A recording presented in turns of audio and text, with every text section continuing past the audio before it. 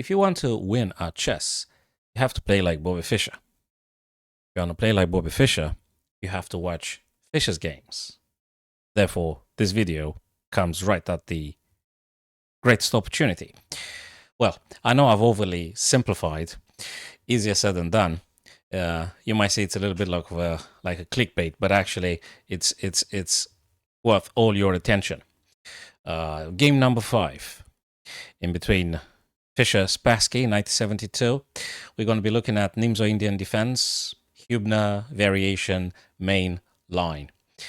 Okay, so we should be watching all Fischer's game and all the world champions until now, all their games and all the super games battling until the mind actually gets really accorded and tuned to the quality of their own games and understanding actually every single stuff they do. And eventually you might get to duplicate, to replicate their own quality of the game. Okay, d4 here being played. So let's just play the game and I'll try to pause it every now and then to exemplify more ideas behind the moves. So e6 now, obviously freeing up the bishop on f8, wants to go and pin. What do you think in the Nimzo Indian the bishop want to do? This guy always wants to go to b4. Always. Okay. So next move. Gorgeous guy. So knight f3 being preferred here. c5 and e3. Obviously you can't push e4 because the knight is being pinned, so you can't do that. There will be a blunder. e3. Knight c6, developing pieces. It's always important. Bishop to d3. As you could see, even the best always get their pieces active. It doesn't matter what you have on the paper. Important is what that piece actually does. So that's a very important element. Bishop takes now on c3 and pawn takes on c3. There is some ideas about this guy if he can attack it at some point, but after d6, yeah, it's fine. And now d6 being played, the bishop is also ready to go. e4 now taking space very nicely. Very much equal the position at the moment. Not a big problem for anybody. And e5. You may wonder what's with the e5. It's a double idea move. e5 stops this pawn from moving down. So it keeps this bishop with the condition of just being a pawn here. Well, it's not a pawn. I know it's not a pawn, but actually hits its own guys here. So e5 blocks the bishop in. And on the other hand, frees this guy. And maybe, if you prefer, you can make a pin at some point. Or just play the bishop e6, d7, or g4. Depends what kind of stuff you want to play. d4 to d5, knight has to move. And because you got a c pawn, you actually do not allow the black knight to play b4 or d4. Okay? So c3 stops that intention from black. Knight e7 now. And this guy might want to play perhaps on g6 at some point. So you may very well get the knight over to the king side.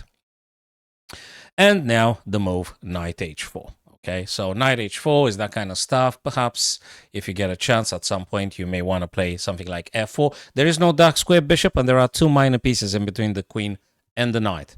Okay, and that also, frees up the queen a little bit. And if they are willing to be doing this kind of crazy stuff, it's not going to be ending very well for them because that's where the black king wants to castle. So, it's a tempting move to luring black into playing crazy stuff. Of course, Fischer's not going to do that. Just h6, f4 now being played.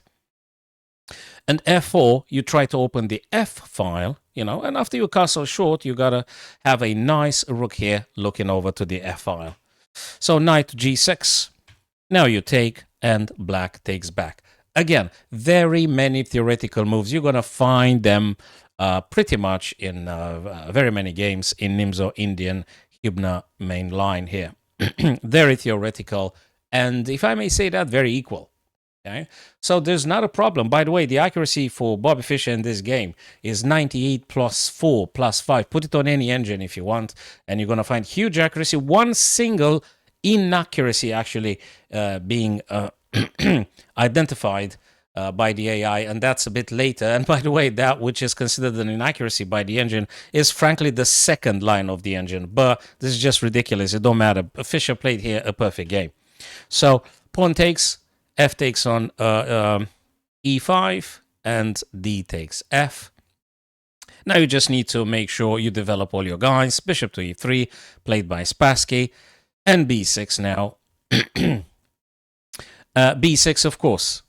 Probably you guys already noticed bishop to e3 attacks here. So b6 just simply defends the pawn, and castles for white and castles for black. Perfectly fine. Perfectly fine. Very equalish. No big weakness, neither for white nor for black. Okay, actually we're going to see there is only one big mistake blunder played by Spassky. That happens at move 27. So even the best, if you just lose focus at some point and you're overly confident and you're just missing on the important stuff you need to understand, you actually, you just blunder, you just make mistakes. And it happens. You can't win at chess unless the other person makes a mistake or vice versa. a4 now, and a5 to put a stop. So you're not going to push that pawn further down. It's been stopped. And a rook to b. Now, keeping a little bit of pressure here. So black, Fischer, has to keep the queen to defend b6 because you're going to take it. Okay. So bishop to d7 now. Just bishop to d7. Bishop d7, what does that do? You may wonder, why didn't they play bishop g4? Well, they could have. They could have, right? Of course, they could have played knight g4, also very playable. Knight g4 hits the bishop. Brilliant stuff. But bishop d7, it's a subtlety. Looks at a4, and you're going to see, guys, that bishop d7 is actually the hero of today's game. That bishop on d7 is incredibly important because it's going to be revealed to you guys very, very soon if you haven't seen the game before. And even if you have, they're going to be a nice reminder for you. So bishop d7 keeps an eye on the a4 pawn. Very important. Rook now being played. There could be a couple of things. Either you may want to have a nice battery here on f because that file is open and rooks are going to be trading. Okay. Or maybe, I don't know, maybe at some point you may want to get some queen here. But let's take it step by step. So rook to b8 now. That means that the queen is free to go. So you don't have to keep the queen here defending the b6. You summon the rook, rook defends, queen is free to do something else. We're going to get to more subtleties now, and that's a little bit of a questionable move they consider here. Best one would have been bishop to e2, considers the engine, probably keeping an eye on g4 square so that black can never do anything in relation to g4 or maybe with this h5 square. So bishop to e2 would definitely reinforce battery, queen and bishop, in particular the g4 and h5 squares, because something's going to happen along those squares and very soon. So he doubles now. Queen moves. Rooks are connected, by the way. Queen had moved and the two black rooks are now connected. Okay. Bishop to c2 being played at this stage. And now Fischer comes up with a very interesting sequence. Very, very interesting sequence now. So you notice he's got double pawns on the g file and also a knight on f6, which currently can't really move here because there is a bishop, so you can't really do that. They might be able to play though a knight to g4, but that's not what he planned. He actually wanted to take a bit more space, and actually he wanted to plop the knight onto f4. Okay, but well, you can't go straight away, obviously, so you might need a little bit of maneuvering in order to get the knight on f4. But even in order to do that, especially if you want to advance a little bit the g6 to g5, also you may need to do a little bit of rearranging of the queen to make sure that the knight will not be captured, and you'll be reinforcing the knight on f4, having also the pawn on g5. So imagine the scenario would be pawn to g5, knight to f4, okay, and in order to construct that thing, you will need also queen to support the knight when they jump over to h5. I know it might be a little bit convoluted, but g5 being played, so he's marching with the g pawn, which was a double pawn. He plays now Spassky bishop d2, queen to e8, and that's the move that it's the second line. It's the second line in the engine's mind, if the engine does ever have a mind. So queen to e8, which In Fischer's idea was simply to allow knight to h5, which is currently covered by the queen, so you don't want to drop that knight. So if you want to play knight to h5 and then knight to f4, you need to make sure the queen is here, defending your knight when you go to h5. So that's queen e8, defending knight, and then over to the f square. Now, the reason for bishop e1, it might seem a little bit strange. Why would he just drop a full bishop? Is because there is also the idea that the queen might play, though, to g6, and there will be some attack onto e4. So in order to harmoniously do something more effective, he just thought, I'm just going to drop the bishop, and maybe I'm going to play some queen to d3 if there is only queen to g6 going to happen. So queen to g6, queen now defending twice, nothing's going to take. No one is going to take that pawn. Knight goes to h5, and exactly as we said, knight can jump on f4 at any minute. Rook now being traded, trades, takes and takes, and now bishop to d1, attacking the knight, which is a very dangerous guy, and knight to f4. And now, guys, you won't believe what happened next. Again, too human at some point, even for the best people playing this magnificent game. So knight to f4 hits the queen. You have to move the queen. And now Spassky just miscalculated. He misevaluated. So he had a bunch of very good moves to play here, from queen b1 and queen e3, you name it. Okay, queen b1, queen e3, that's not a problem. You could do this stuff, including queen f1, which pins the knight to the king. You could do that one too. Well, he didn't. He played the worst possible imaginable in this position. The worst move. And it's such a difficult one maybe to notice in that particular moment. Just move number 27. Who would have thought? By the way, it's just some minus 0.6. It's not a huge advantage for black, so to speak. It is an advantage because they are attacking a bit more, and now white has to defend. So from this point of view, and if you're adding also some queen into the position here, there might be some pressure on a4. But now he played the worst possible moves here, and the queen is under threat. So the engine likes black a bit more here, but it doesn't mean you have to lose unless you play a blunder, which he did. Fischer identified and punished his opponent straight away. Thus, Spassky lost. How did he lose? You guys ready? Play queen to c2. And of course, you might be slightly surprised, and you might be inquiring, how on earth is this a blunder? What does that mean? What do you mean is this that's a blunder? I don't understand. Well, there is a brilliant move now that Fischer had played. It's an absolute brilliant move. It's a sacrifice. The brilliancy is bishop takes a4. That's a brilliant move here. And if you further inquire, well, can't I just take the guy's bishop? Well, you kind of can, but the attack that's happening is just devastating. So let's assume you're going to take, right? So you want to take. Now, if you take, it's going to be some queen to e4. What does that mean? It means a couple of things. It means that the g2 is under threat. And actually, that's just checkmate. One. Secondly, the queen targets also the bishop.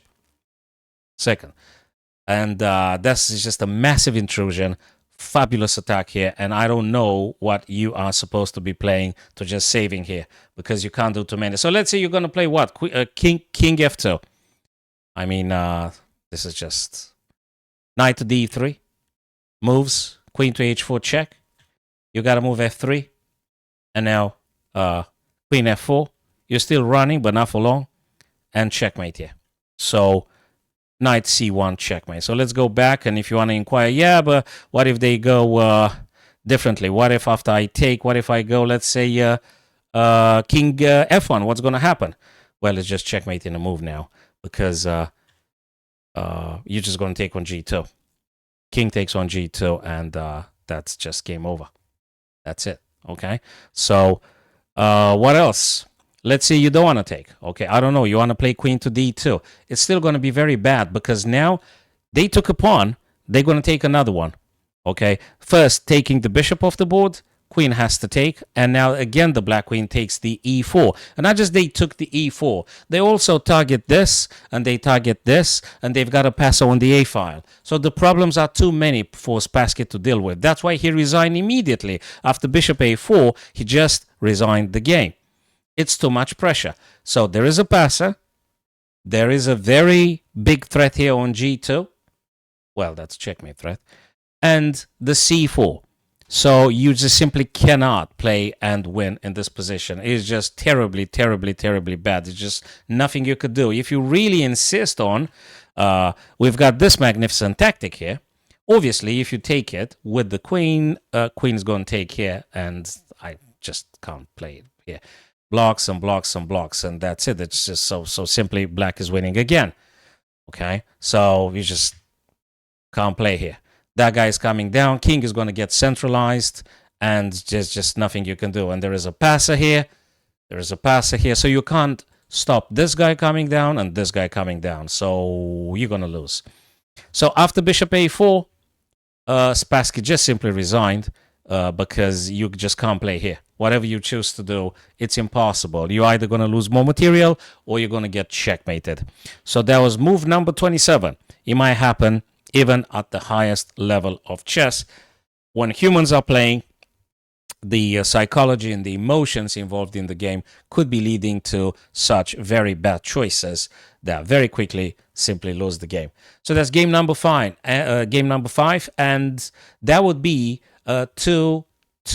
So now Fischer managed to get 2 points with this victory versus Boris Spassky, who's also having 2 points. And the beauty of the tournament is about to begin, guys. So that was game number 5. Game number 6, just a couple of days, or maybe just tomorrow if we have more time for the editing and recording it. So thanks a bunch for watching this, guys. Don't forget to subscribe, and we're going to look at every single game Fischer played versus Spassky. See you soon.